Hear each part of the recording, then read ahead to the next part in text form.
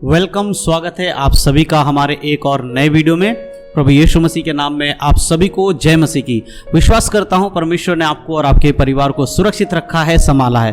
दोस्तों, हम सभी लोग जो प्रभु यीशु मसीह पर विश्वास करते हैं, हम सब ने यीशु मसीह के द्वारा उद्धार पाया है और हम सबका कर्तव्य है कि हम सब प्रभु यीशु मसीह के वचन के अनुसार जीवन जिए, ताकि जब यीशु मसीह स्वर्ग से आएंगे हम सभी को ले जाने के लिए, तब हम उसके संग स्वर्ग में जाने पाए। इसके लिए बहुत ज़रूरी है कि हम अपने जीवन को रोज प्रतिदिन परखते रहें, जांचते रहें, देखते रहें, कहीं हमारे जीवन में कोई कमी घटी तो नहीं है, कहीं हम फिर से उस पाप में दोबारा तो नहीं लौट गए हैं जहां से प्रभु यीशु मसीह ने हमें निकाला था, जिस पाप से हमने क्षमा पाया था, कहीं ऐसा तो नहीं फिर से हम उसी पाप में गिर रहे हैं। इसलिए हम सभी को अपने जीवन को निरंतर परखने की और जांचने की जरूरत है, क्योंकि आज के समय में बहुत ज्यादा ऐसे लोग हैं जो प्रभु यीशु मसीह पर विश्वास तो करते हैं लेकिन वो खुद को नहीं जांच पाते हैं।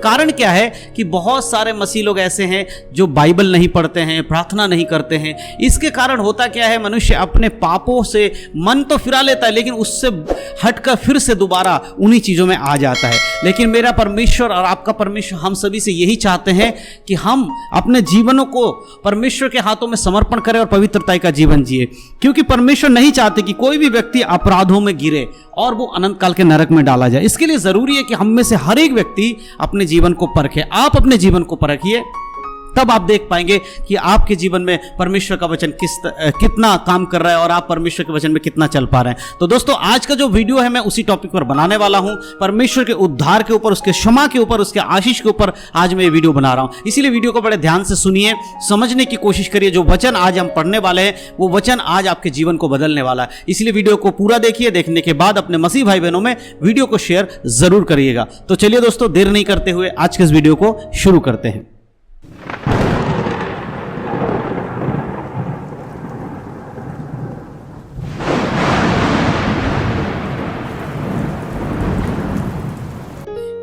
तो जैसे कि दोस्तों, आज मैं बात कर रहा हूं परमेश्वर की क्षमा और उसके आशीष की प्राप्ति के बारे में। हमें परमेश्वर ने क्षमा दिया है। कैसे क्षमा मिला है? प्रभु यीशु मसीह के लहू के द्वारा हम धो दिए गए हैं। जब हम प्रभु यीशु मसीह को अपने उद्धारकर्ता के रूप में ग्रहण करते हैं तो हमारे तमाम पापों को परमेश्वर क्षमा कर देते हैं। मेरे प्रियो, लेकिन अगर हम दोबारा पाप में गिरेंगे तो हमारा जीवन फिर से उन्हीं बुराइयों में, उन्हीं चीजों में फंस कर नरक की ओर जाएगा। इसलिए रोज अपने जीवन को परखिए और सबसे अच्छा तरीका परखने का यही है कि हम बाइबल पढ़ें, बाइबल के अनुसार देखें। आप बाइबल पढ़िए, बाइबल के अनुसार देखिए कि आपके जीवन में क्या चल रहा है। एक वचन मैं आपके लिए पढ़ना चाहता हूं, भजन संहिता उसका 32 अध्याय पहले आयत में इस प्रकार लिखा है, क्या ही धन्य है वह जिसका अपराध क्षमा किया गया और जिसका पाप ढांपा गया हो। परमेश्वर का वचन कहता है, क्या ही धन्य है वह जिसका अपराध क्षमा किया गया हो, जिसका पाप को ढांप दिया गया हो। अगर आपके अपराध को क्षमा कर दिया गया है, अगर आपने यीशु मसीह को अपने उद्धारकर्ता के रूप में ग्रहण किया मेरे प्रियो, तो परमेश्वर का वचन कहता है कि वो आपके अपराधों को क्षमा करते हैं। आपके अपराध चाहे कैसे भी हो, आपके पाप चाहे कैसे भी, आपने चाहे कुछ भी अपने जीवन में पाप किया होगा, जब आप यीशु मसीह को ग्रहण कर लेते हैं तब परमेश्वर के सामने बैठकर अगर आप अपने पापों से अंगीकार करते और कहते, प्रभु मैंने अपने जीवन में पाप किया है, आप मुझे क्षमा कर दीजिए, परमेश्वर का वचन कहता है वो आपके पापों को, अपराधों को क्षमा करता है और जिसके कारण आप एक शुद्ध व्यक्ति बन जाते, पवित्र व्यक्ति बन जाते हैं। लेकिन याद रखिए कि दोबारा पाप आपको नहीं करना है। वो आपके अपराधों को क्षमा करने वाला परमेश्वर है। इसीलिए भजनकार यहां दाऊद कहता है कि मेरा परमेश्वर मुझे धन्य कहता है क्योंकि उसने मेरे अपराधों को क्षमा कर दिया। जिसके अपराध क्षमा किए जाते हैं, जिसके पाप ढांक दिए जाते हैं, वो धन्य है मेरे प्रियो। आज अगर आपके साथ ऐसा हुआ तो आप धन्य हैं। दूसरे आयत में इस प्रकार लिखा है, क्या ही धन्य है वह मनुष्य जिसके अपराध का यहोवा लेखा ना ले और उसकी आत्मा में कपट ना हो। और कौन धन्य हो सकता है? और धन्य है वह व्यक्ति जिसके अपराधों का लेखा परमेश्वर ना ले। हम सब जानते हैं, वचन में लिखा है मनुष्य का एक बार मरना और उसके बाद न्याय का होना नियुक्त है। मेरे प्रियो, न्याय सिंहासन के सामने हर किसी का न्याय किया जाएगा। आपके और मेरे द्वारा किए गए कामों का लेखा वहां पर देना पड़ेगा हम सभी को। लेकिन प्रभु का वचन कहता है, धन्य है वो व्यक्ति जिसका लेखा यहोवा ले ही ना। और ऐसा कौन हो सकता है जिसका यहोवा लेखा ना ले? वही व्यक्ति जो अपने पापों से मन फिराता है और फिर पश्चाताप करके दोबारा पाप में जीवन नहीं बिताता है, ऐसे ही व्यक्ति का परमेश्वर लेखा नहीं लेगा, क्योंकि उसके जो पहले के पाप थे, जो अपराध थे, उसे तो परमेश्वर ने क्षमा कर दिया। आप जब यीशु मसीह को अपने जीवन में उद्धारकर्ता के रूप में ग्रहण नहीं किया था, तब शायद आपके जीवन में बहुत पाप रहा होगा, लेकिन जिस समय आप प्रभु यीशु मसीह को अपने उद्धारकर्ता के रूप में ग्रहण करते हैं, अपने पापों से मन फिरा लेते हैं, आपके पाप क्षमा कर दिए जाते हैं, उसके बाद अगर आप एक पवित्र जीवन जीते हैं मेरे प्रियो, आपके उस पुराने पाप का लेखा परमेश्वर आपसे नहीं लेंगे। इसीलिए परमेश्वर कहता है, और साथ ही यह कहता है कि उसके आत्मा में अगर कपट ना हो।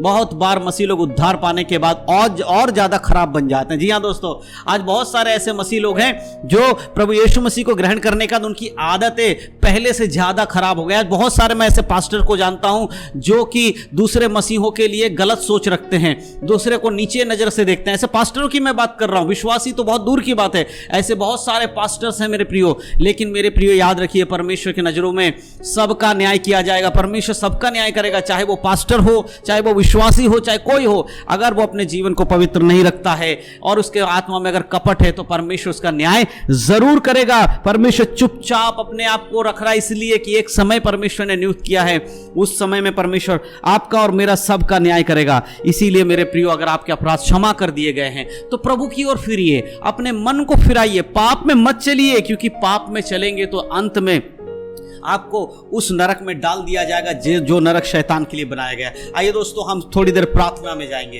हम प्रार्थना करेंगे आप सभी के लिए। मैं सभी के लिए प्रार्थना करने वाला हूं।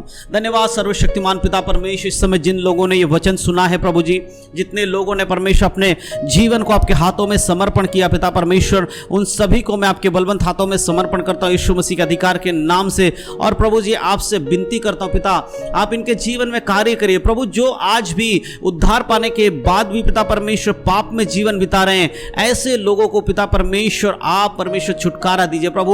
उनके हिम्मत को बढ़ाइए प्रभु, उनके आत्मविश्वास को बढ़ाइए पिता परमेश्वर, ताकि वो आपके वचन में स्थिर रह सके, पाप से मन फिराकर प्रभु पवित्रता का जीवन जीने के लिए पिता परमेश्वर आप मदद कीजिए प्रभु जी।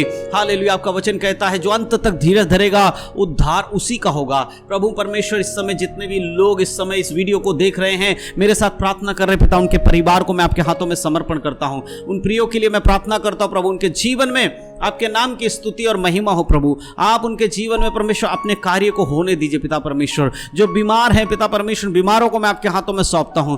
बीमारियों के लिए प्रार्थना करता हूं यीशु मसीह के नाम से पिता।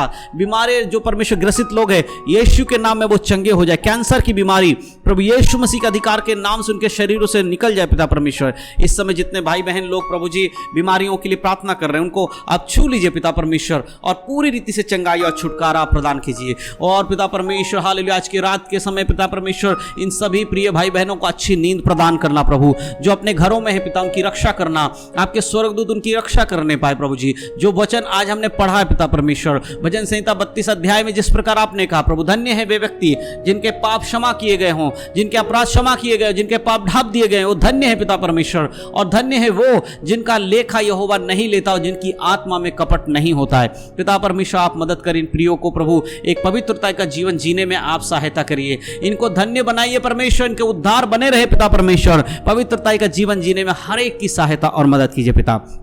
धन्यवाद फिर से प्रभु जी, सारे आदर महिमा आपको देता हूं प्रभु। आपने मेरी प्रार्थना को सुना इसलिए धन्यवाद। सारा आदर महिमा आपको देते हुए यीशु मसीह के नाम से मांगता हूं, सुने कबूल करे स्वर्गीय पिता। और सब ने कहा आमीन। परमेश्वर इन सारे वचनों के द्वारा आप सबको आशीष दे। प्रार्थना सुने जाने से परमेश्वर आप सबको आशीष दे। यीशु मसीह के नाम में सबको जय मसीह की। God bless you. प्रभु में बढ़े, उद्धार में बने रहे, यीशु मसीह के नाम में जय मसीह की।